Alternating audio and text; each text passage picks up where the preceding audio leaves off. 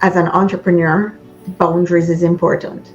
You know, dealing with how you're feeling on the inside, and how that plays out in your business, um, along the way, because you had a business for several years, interior design business, right?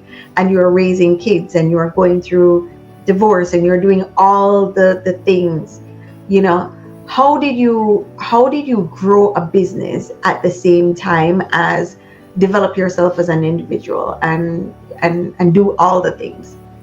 So I would say two things. It was important to me that I left corporate Hmm. and started on an entrepreneurial journey.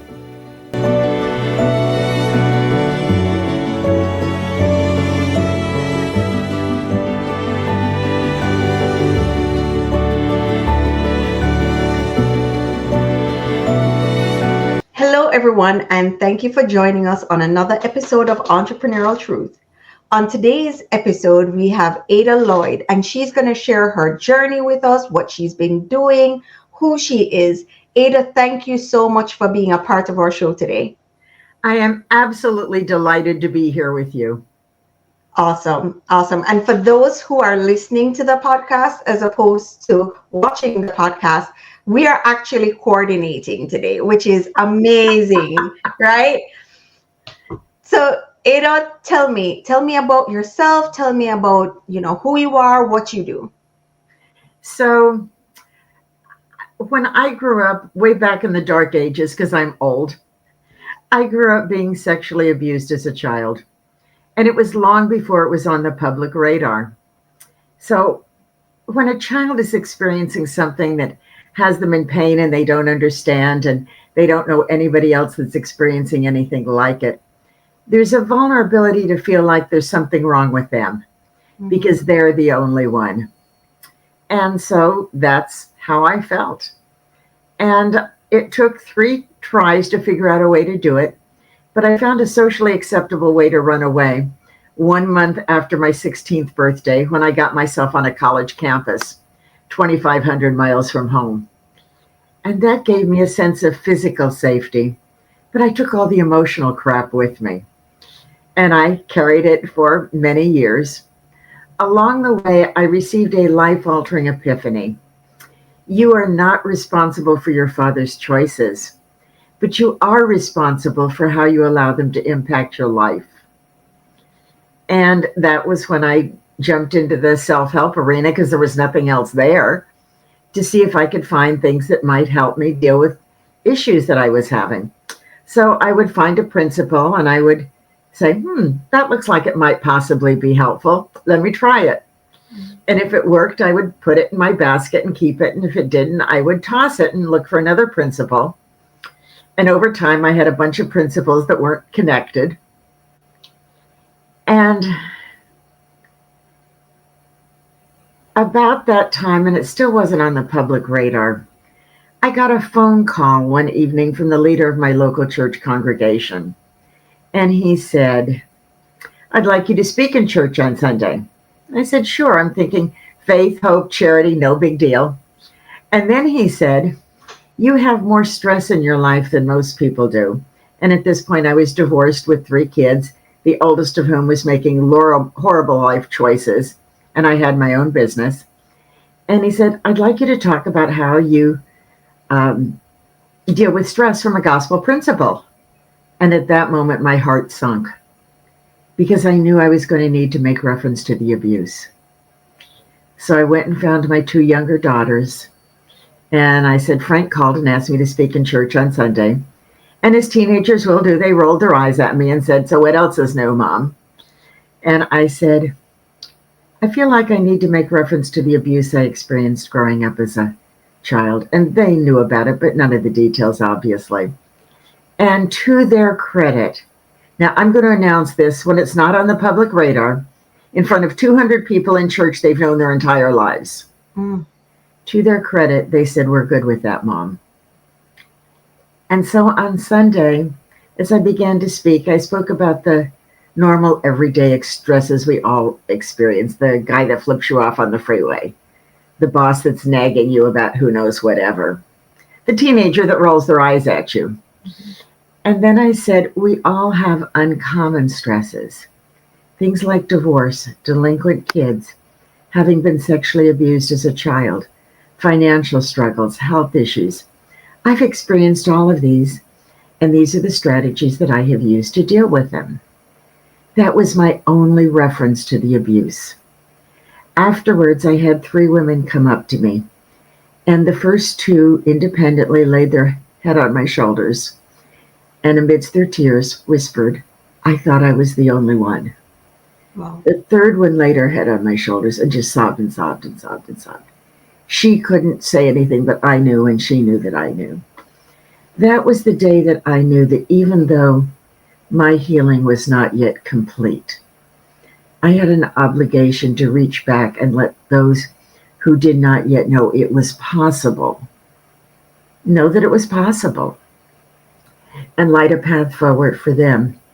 And so over the next several years, as I continued to raise kids and run my business, I did that when I had an opportunity to do so. And then in 2009, it was time to shut down my interior design business. And that's when I decided that I was going to pivot into working with people full time, because that's what brought me joy. But I knew that before I could do that, there were some things I had to finish working on for me. And that's when I created the 7 pillars of a happy and successful life. Those are personal, physical, emotional, spiritual, professional, financial, and relationships, and how you define success for you in each of those areas. Not society, not mom and dad, for you. And once you know that, you can weave that together to create your unique definition of success. When you have that, you can use that as a mindful filter to know when to say yes and when to say no. Because most of us say yes many times when we know that we should say no. Mm-hmm. And in those instances, what we're doing is we're saying yes to somebody else and no to ourselves, and to our dreams and our priorities, because we don't have unlimited time, energy, and resources. So we need to find the balance that is going to work for us. It's not about being selfish.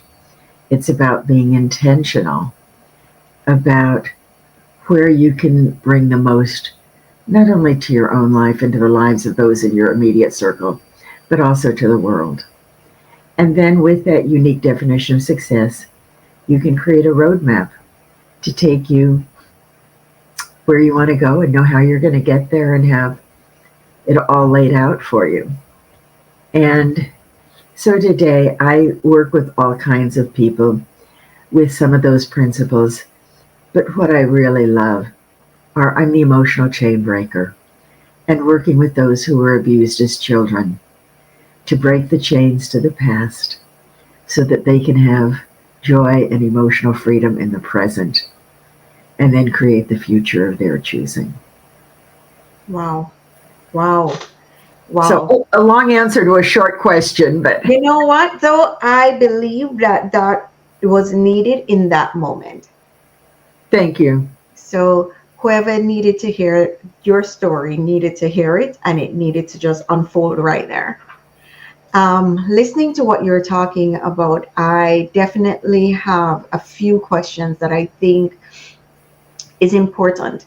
When you are going through trauma, how do you still function? And when I say function, in the sense of running a business and raising children, because of course new trauma, is added to that. Like, how did you do that? Our natural response when there's something we don't want to deal with is we shove it in a closet, we lock the door, we put chains around it, and we pretend it doesn't exist. Mm-hmm. But that's about as effective as thinking we can put smoke in a closet and it's going to stay there. Mm. And so I found that it kept seeping out into all sorts of ways. And one of the first strategies, if you will, that I created, and it was just out of necessity because I was in so much pain, is what I call the yellow pad strategy. And it's, you don't have to use a yellow pad, but that's what I did, is write a question at the top. And my question at that point was, why am I so vulnerable to rejection? Because I found that in my business, I was involved in sales, is that we know sales is a numbers game. There's going to be rejection. But I knew that I was allowing rejection to impact me in ways that were affecting my business. And so I was concerned about that. So I wrote, why do you struggle so much with rejection? And the first 3 or 4 things that popped into my mind, I didn't want to write down. I thought, well, that's stupid. That's silly. But I forced myself to write them. And then came an epiphany that changed my life. You view your father's choice to abuse you as the ultimate paternal rejection. You view your mother's denial of it as the ultimate maternal rejection. You view your husband's decision to go for a divorce as the ultimate rejection by a spouse. Wow. You view your oldest daughter's choice to turn her back on all the values that you have taught her growing up as the ultimate rejection of you as a mother.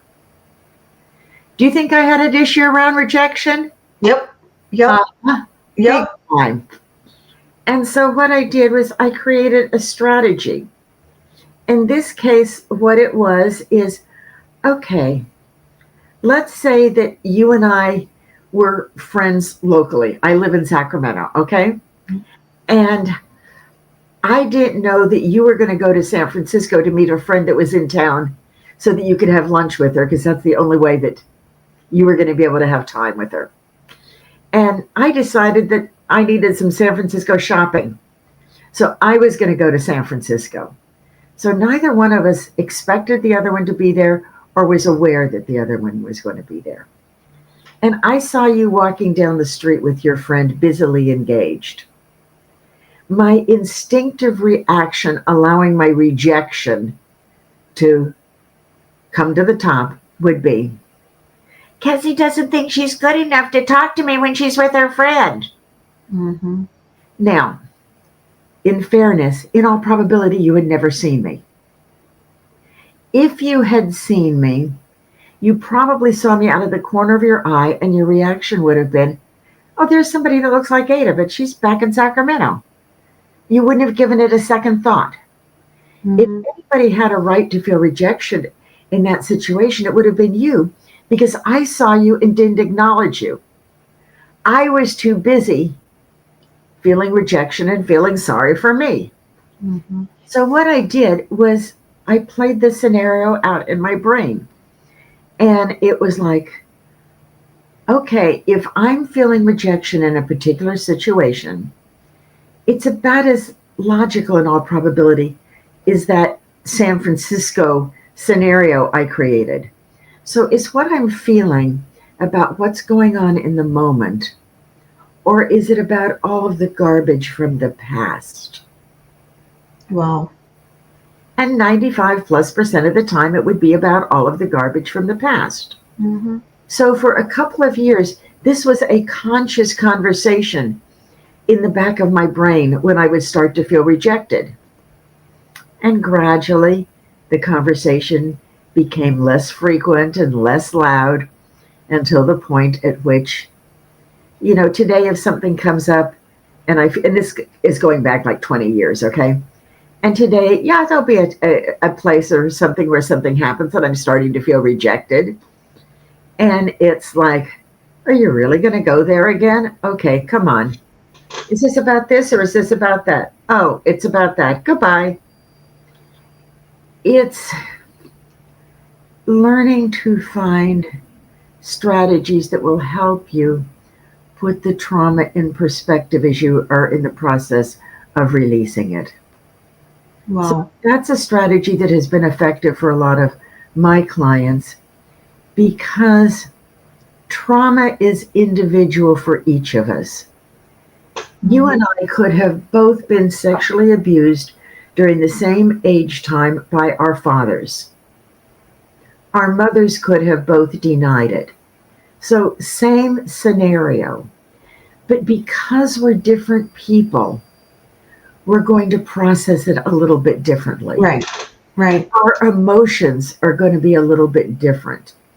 So, it's about in the process of learning to release those emotions, being willing to honor your feelings and be respectful of your feelings and your experiences, but not choosing to live there and have an ongoing pity party as a victim.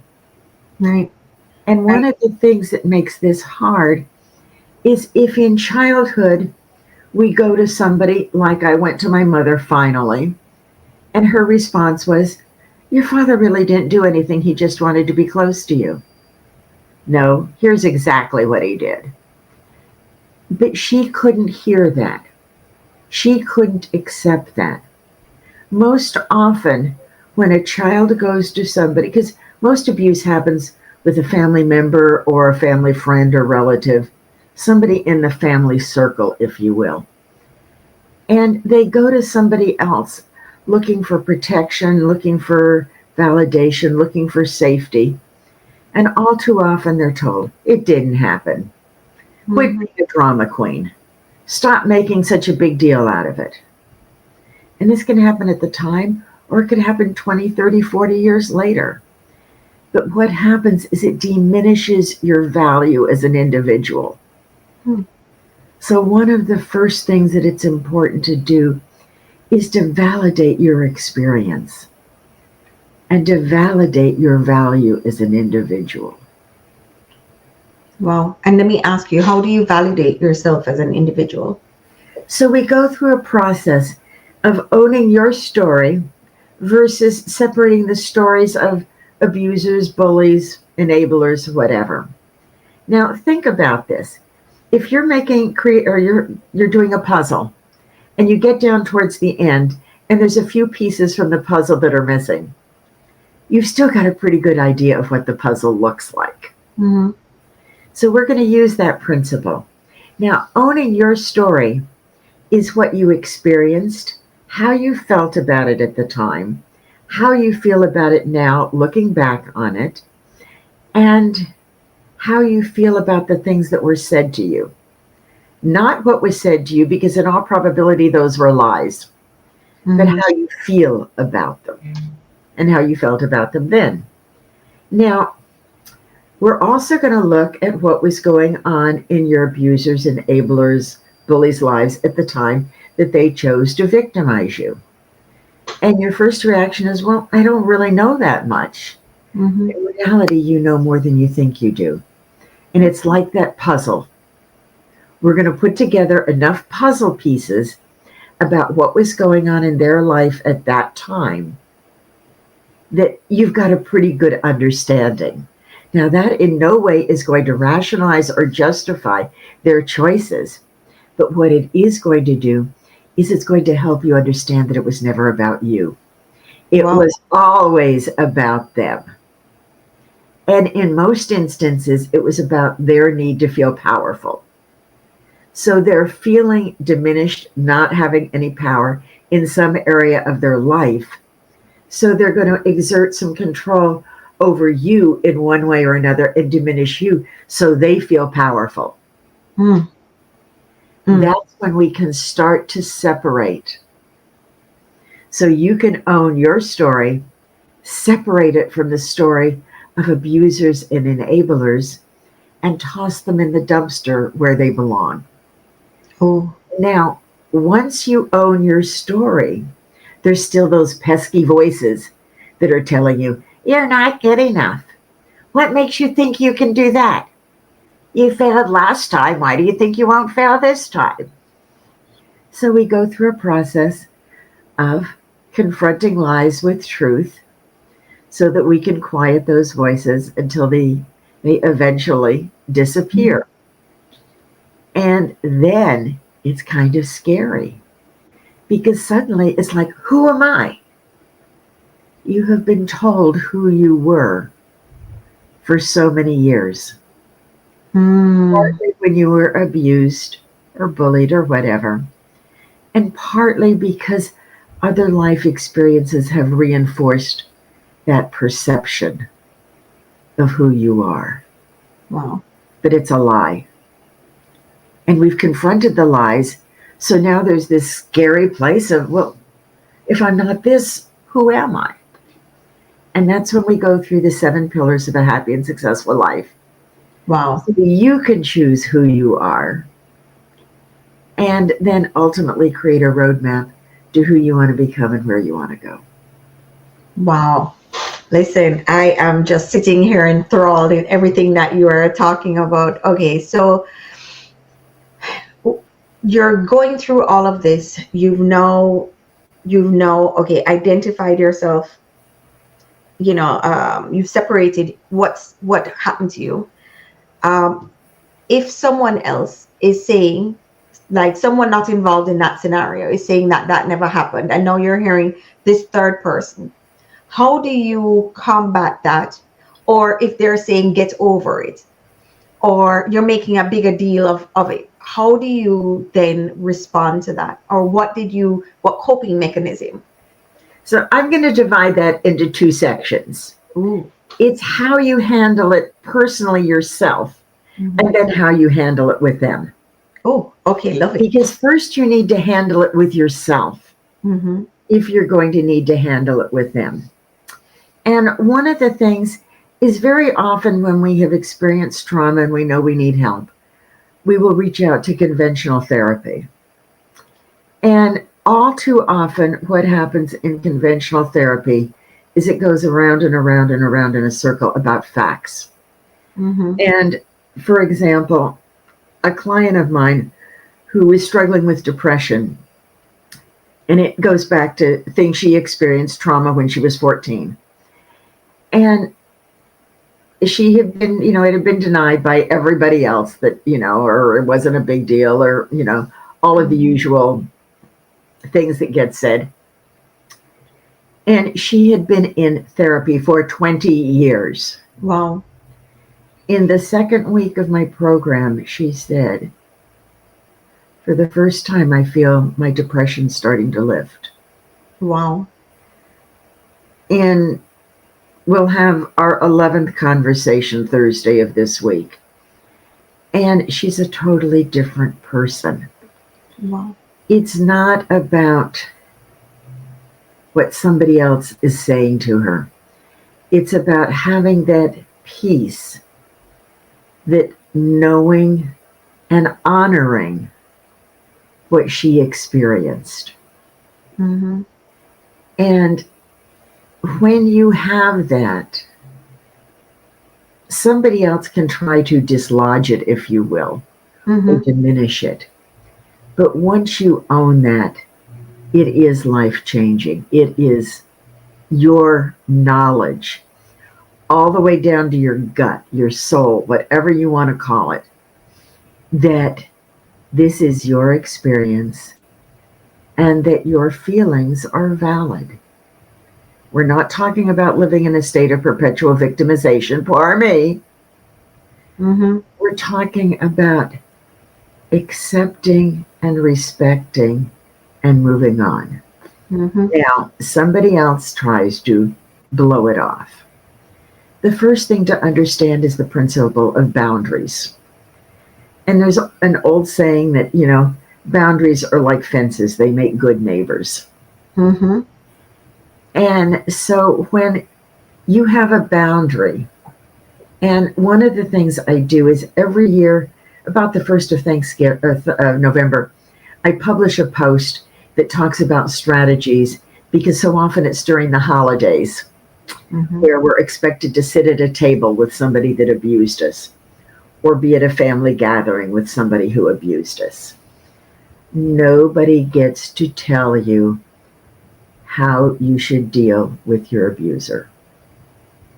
If you don't want to be present where they're present, that is your right. If it means that you are present, but you will only engage in civil conversation, like to the extent of saying hello and then moving on. And if something happens that makes you uncomfortable, you're simply going to give yourself the freedom to pick up and leave. When you have boundaries, you can say to somebody, you know, that may be your opinion, but it's my story and my life, and I expect you to respect that. You know, Have words that, are in your hip pocket, if you will. mm-hmm. Things that you could expect to have somebody say and how you're going to respond to them in a way that is going to be comfortable and authentic to you. And if they don't like it, that's their story. Mm-hmm. There's a popular book out right now by Mel Robbins, and it's let them. And she talks about let them. Let them have their feelings, but they're not entitled to tell you what your feelings should be. Mm-hmm. Mm-hmm. Mm-hmm. That's your right. Mm-hmm. And nobody has the right to define who you are, where you can go, how you feel. Yeah. When we do that, that is the ultimate disrespect. We owe one another respect for the fact that our stories and our perspectives may be different. Mm-hmm. Mm-hmm. I agree with you entirely. And I like to relate what you're saying. I would like to relate what you're saying to even business.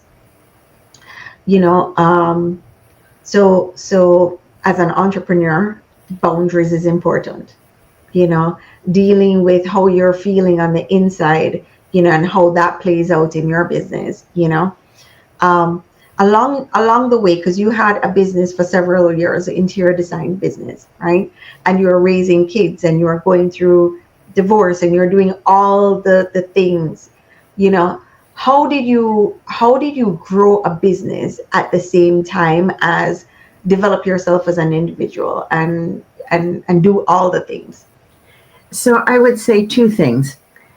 It was important to me that I left corporate and started on an entrepreneurial journey, because that gave me the freedom to build a business that reflected my values Okay. and not be concerned about how somebody else expected me to handle a situation that might be contrary to my personal values. And so, in terms of building a business and building a life, I talk about a duplex. Is we're vulnerable to building a life and building a business, but when they're on two separate platforms, if you will, two separate foundations, there's a time they're going to come into conflict. But when we build them like a duplex with a common foundation, that doesn't happen. So that common foundation, I believe, are your core values. Okay. What are your core values? They need to be reflected not only in your life, but in your business. Mm-hmm. And that way, I'm not saying there's never going to be stress, because there will be. Mm-hmm. But there's not going to be the conflict that comes from two different value systems, two different perspectives, because they share that common foundation. And so they can be built in a way where one reinforces the other. Wow. And let me ask you, when you left corporate and you started your business, did you take on the business with a partner or did you do it by yourself? My first business venture was by myself. And my second business venture was also by myself, but the difference was I had employees in that one. Okay. So in both cases, it was strictly my show. Mm-hmm. And one of the things that would sometimes come up is I had designers that worked for me, and they were paid on commission based on the gross margin of the job, which is very common. Now, if they made a mistake and didn't cost something correctly, And so they gave the customer too good of a deal, if you will, and it was impacting their commission. They wanted to go back to their customer and ask for more money. And I told them, no, we are the people who are supposed to know what we're doing. Right. You gave them a quote. They made a buying decision based on that quote. We are going to honor that. If that costs you and that costs me, so be it. But that's one of our core values as how we deal with our business with integrity. And then how was it with setting boundaries within that business in terms of boundaries between your customers and yourself? Like what kind of boundaries and what did that look like? So what I would say is, sometimes they've already talked to a customer and then they'd have to go back again and say, no, my boss won't let me do it or whatever. We always had I won't say always, there's always a minuscule exception, but we had a really good reputation with our customers for integrity. And some of the people that worked for me were 100% on board with that, and some of them struggled with it. And ultimately, the ones that struggled with it would leave. And that would work for, both of us. Because at the end of the day, I had to go home and sleep with the fact that my integrity, as I defined it, was intact. And I wanted them to do the same. And so hopefully they would learn that in the long run, that would pay off for them, even if it cost them in the short run. And then how was it transitioning from that type of business to what you're doing now? The easy answer to that is my personal integrity underlies both. And so those same principles, it's like that duplex became a triplex, if you will. The common foundation is there. Or half the duplex got rebuilt or whatever. The common foundation is there. And when I first started working, I started working primarily with other small business people. Okay. People who had seen the change in me as I went through discovering the 7 pillars of a happy and successful life for myself. And they saw the change in me and it was like, how did you do that? And so that's where I started. And I never hid my history, but gradually my history became more important when people hit places where they were stuck. Because inevitably those places went back to something in childhood. Wow. Sometimes something big, sometimes something so small that it would seem absolutely crazy that it would still be impacting them. Wow. And then how do you see those things impacting growth, even growth financially for business owners? Like,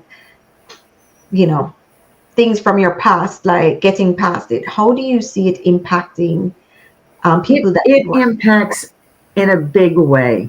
And so one of the things, I was working with a woman a couple of years ago who had her own bookkeeping business. She'd been an accountant her entire adult life, and she had had a perfectly happy childhood, perfectly normal. She had come to me about some things in adulthood.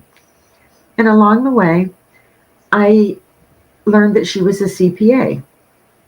And it didn't make sense to me because I've been around CPAs my entire life, and I know what's involved in earning that designation. And a CPA can bill a whole lot more than a bookkeeper can for the same service.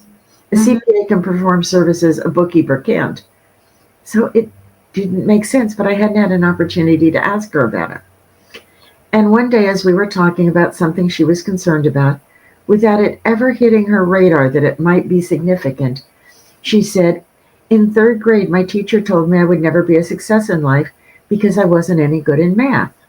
And she keeps going. And in the meantime, I've got bells going off in the back of my head going ding, ding, ding, ding. And so when we finished talking about what she was concerned about, I circled back and I said, so tell me about what happened in third grade. She said, well, there's really not anything else to tell. And so I looked at her and I said, does that have anything to do with the fact that you don't identify as a CPA? Boom, a light bulb went off. She did not feel worthy of a designation she had earned because of what a bullying third grade teacher had told her 55 years before. Wow. So how much had that cost her financially? Mm. How much had it cost her in terms of lost opportunity? Mm-hmm. How much had it cost her in terms of her own self-esteem? We quickly took care of the worthiness piece. Mm-hmm. And, then there's still the voice that's saying, you're never going to be a success in life because you're not any good in math. And so we said, okay, how do you confront a lie? Well, you confront it with truth. So let's look for truths that prove that was a lie. How did you do in math in high school? I got A's. How did you do in math in college? I got A's. You are a CPA? Yes. I knew the answer to this next question. I said, I understand that only about 14% of the people who sit for the CPA exam pass all 4 parts the first time. How did you do? I passed all 4 parts. Have you ever bounced a check? No. Okay. So here's the lie. We now have 5 truths. Boom, boom, boom, boom, boom. That prove this is a lie. Mm-hmm. Mm-hmm. I want you to now go home and come up with, 5 more truths. Mm-hmm. So that every time you hear that lie in the back of your head, you can say, no, you're mistaken because boom, boom, boom, boom, boom, and choose 5 of those truths just immediately to confront it with. And gradually the voice will quiet. So a couple of months later when I'm talking to her, she said, you have done more for my business than all of the business coaches that I have hired. Wow. And I smiled and I said, thank you, but I really didn't do anything for your business. I helped you remove a block that kept you from showing up as who you are in your business. Ooh. Think about what that little thing. Mm-hmm. How many times have every one of us heard from a parent, a teacher, a religious leader, a community leader, a friend, somebody who has a position of influence or authority or whatever in our life, something like that. Mm-hmm. Most of the time it rolls off our shoulders. Or so we sometimes it burrows deep into our subconscious and it continues to impact us in ways that we don't understand and that we're not aware of. So that burrows deep, and then we hear something else, and it builds on that, and it builds on that, and it builds on that. And it shows up in life, and it shows up in our business. So how do we find it? Well, I call it the hidden saboteur. And so it's a matter of looking at what's going on. These are things that are symptoms. Imposter syndrome, addiction, self-doubt, shame, abandonment issues. I'm going to list about 25 of them. When we see those are the things that show up that we think are keeping us from being who we could be in our business and building the business that we want to build. If I could just get past the imposter syndrome, if I could just get past, feeling abandoned by, everybody, if I could just not have so much fear of judgment. We look at dealing with symptoms, But that's about like, putting a Band-Aid on a broken leg and figuring that that's going to eventually heal the broken leg. It's not going to happen. Right. When we find the symptoms, we can then go back to determine where they come from. Mm-hmm. And what happened is the underlying disease. And the best example for this is going to be addiction, because there's all sorts of wonderful addiction recovery programs. And let's assume that somebody is an alcoholic and they go through an addiction recovery program and they're convinced that they're never going to take another drink. Mm-hmm. The statistics are horrible. A year after they come out of that program, odds are they will either be drinking again or they will have traded that addiction for another addiction, like maybe gambling. Oh. It is only when we heal the underlying disease, what happened in childhood, that instead of that addiction program being a short-term Band-Aid, it's got a much better chance of being a long-term cure, if you will. Mm-hmm. Mm-hmm. Because the underlying disease has been cured. Wow. Wow. Wow. I think that we've unpacked a lot in this episode. I am hoping that whoever needs to hear it is listening. So if you're finding that you're having issues in your business and you've been trying to grow and you're not seeing the growth, you're not seeing the momentum, but there's something like, you're a professional, you've been doing it for 20 years, but you still don't feel like you're good enough, then there's something there that you need to look at. I've always wondered if people do a lot of hypnosis to go back to look to see, because oftentimes you don't remember because you probably put it in a closet somewhere, you brushed it off. Like, what are some of the tools and strategies to be able to look back? So I would say start by making a list of the things that you know that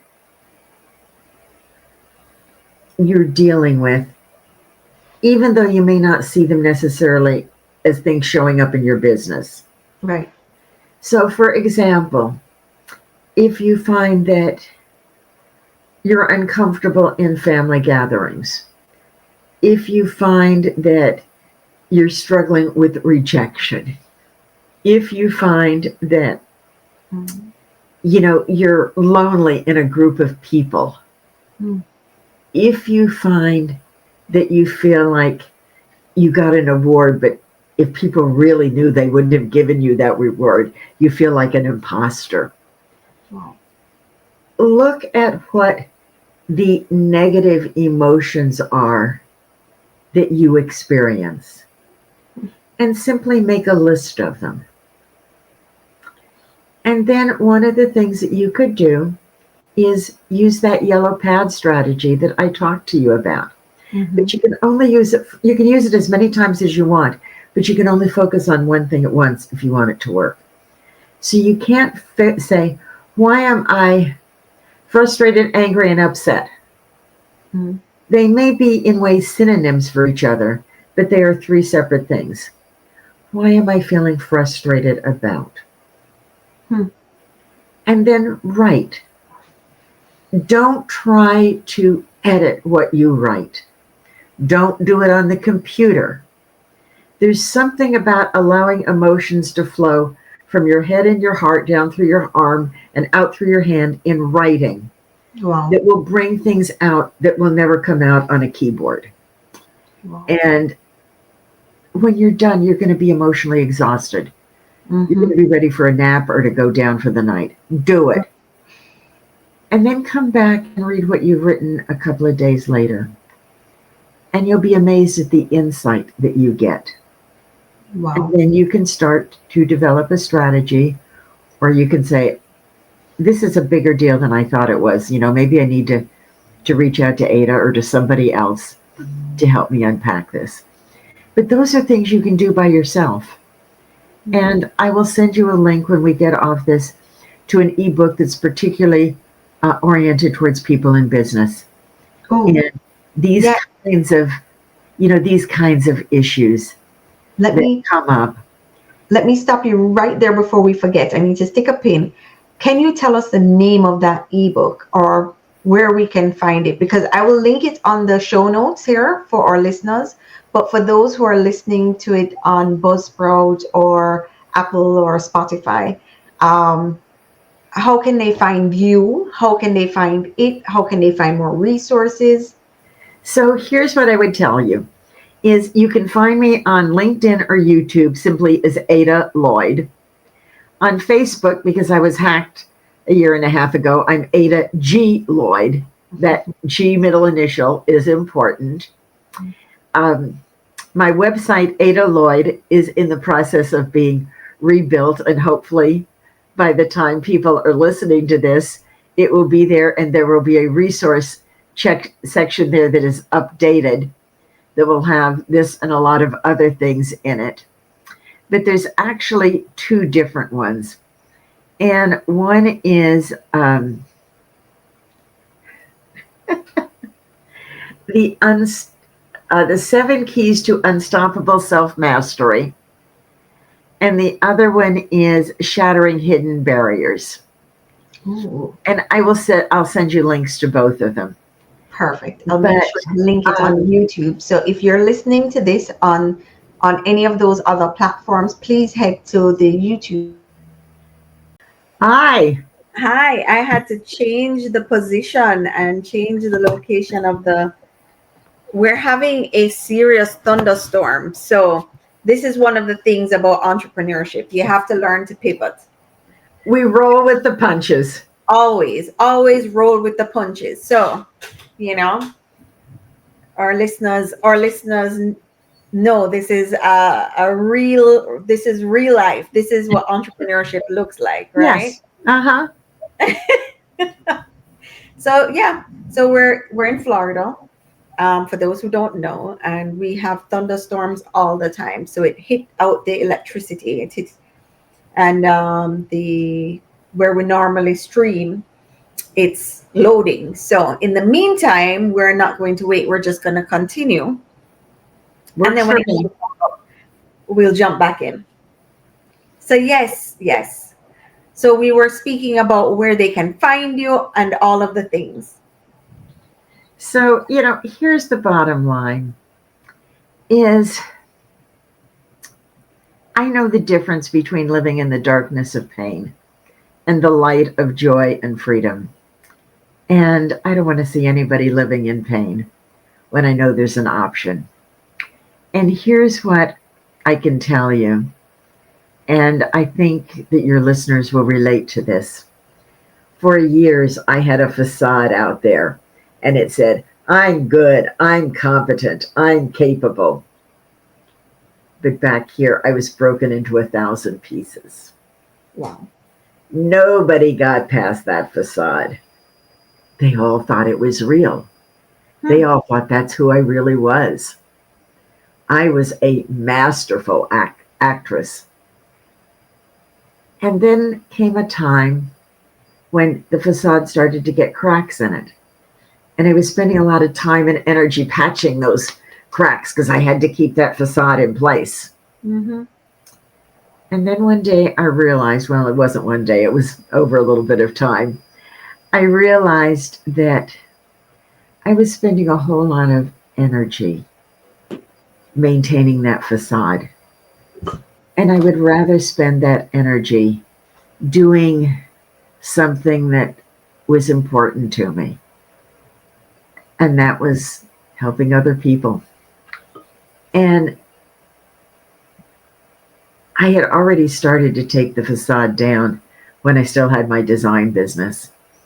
But I think the end of that was when I completed taking the facade down. Mm-hmm. And I came to a very simple decision. Every one of us have things in life that we're not proud of, places where we have struggled, things where we feel broken. But we also have things where we're amazing, where we're awesome. And when we let other people see the totality of who we are, three things happen. One, we're no longer wasting a lot of energy pretending to be somebody that we're not. Mhm. Two, we're empowering them to be who they are Mhm. because they no longer have to keep that facade up for us Right. because they see that we're not this perfect person, that we Mhm. have our warts and our struggles too. And third, it gives us the freedom to use that energy to bless not only our own lives, but to bless the lives of others. And Mhm. that's so much more meaningful and so much more impactful than the Mhm. best facade in the world. And you're 100% correct. I mean, I think that a lot of success is born through pain, right? Because you get to bless so many people in ways that you never thought that you'd be able to bless them, or you never thought that your pain would be your platform, right? So I think that's important. I remember going through something, and it wasn't something I wanted to share, you know. And a friend of mine said, the more people you share that experience with, the more people that you're going to be able to help. And the reason why you probably went through that situation was because you were supposed to help other people. And through that experience is why this whole podcast was even born. And here you are speaking and probably helping other people, so I mean, it's amazing. That's absolutely true. And one of the things that is kind of wild and crazy in the whole thing is when you open up, we hear well, let me back up. First of all, social media has not done us any favors in this respect No. because people tend to put up the curated version of their life.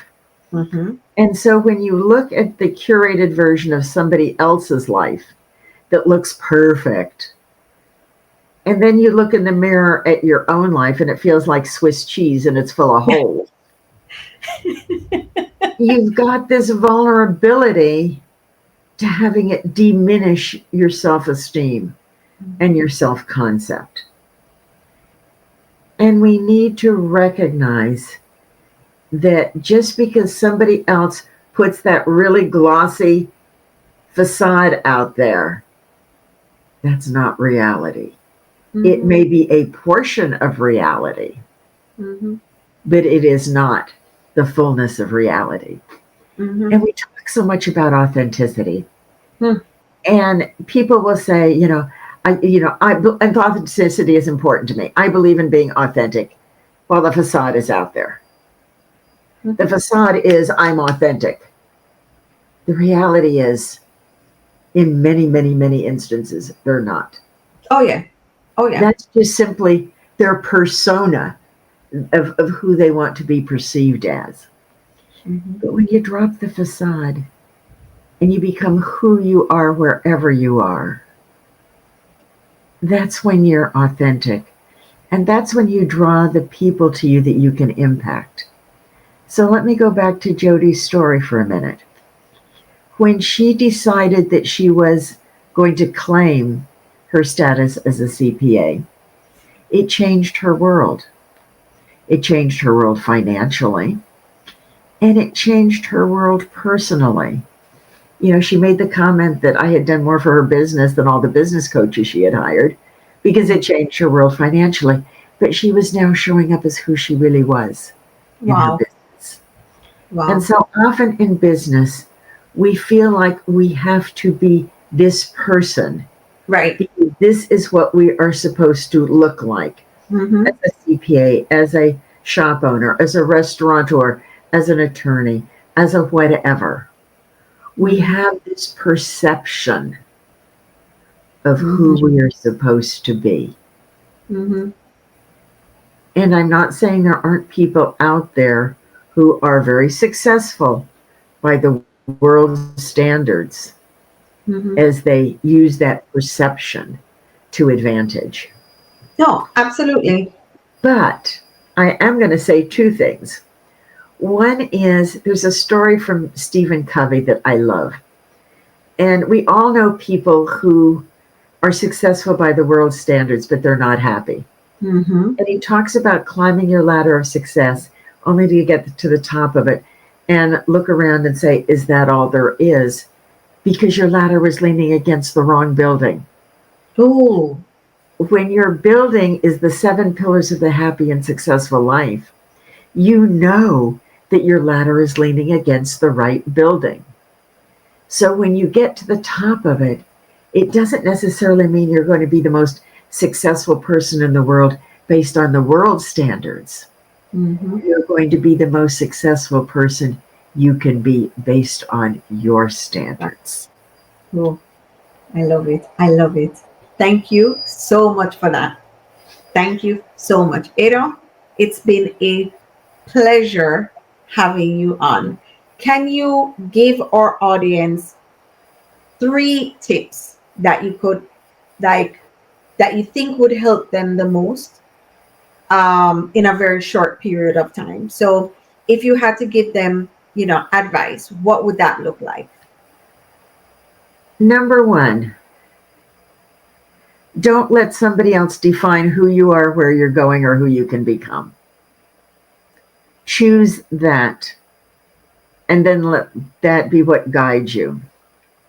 Number 2, drop the facade. It is not serving you in spite of the fact that you think it is. Now, that doesn't mean that you decide tomorrow you're going to drop all of the garbage in the history of the world, on the world. But it means that you are going to not fear something that may not be your proudest moment being revealed. Because with that can be revealed what you have learned from it. Wow. Number 3 would be look for who you can serve, not for money, but to serve. That might be a prospective client that you're not a good fit for. That might be telling the woman who's trying on the $200 dress that you really think the $50 dress is more flattering on her. Mm-hmm. It's caring more about the people that you do business with than how much money they put in your checking account. I love it. Ada, thank you so much for everything. I appreciate this conversation. I appreciate your time. I'm positive our listeners are going to get so much from this conversation. I am absolutely thrilled to have been able to spend this time with you. And I love what you're doing because entrepreneurship is challenging. And there are those who don't understand or respect the challenges that are a part of it. Yep. And you're giving voice to that. And so for doing that, thank you. Oh, thank you. Thank you. Everyone, thank you. Thank you again, Ada. Absolutely welcome again. It's been fun. Likewise. Everyone, thanks for joining today on another episode of Entrepreneurial Truth.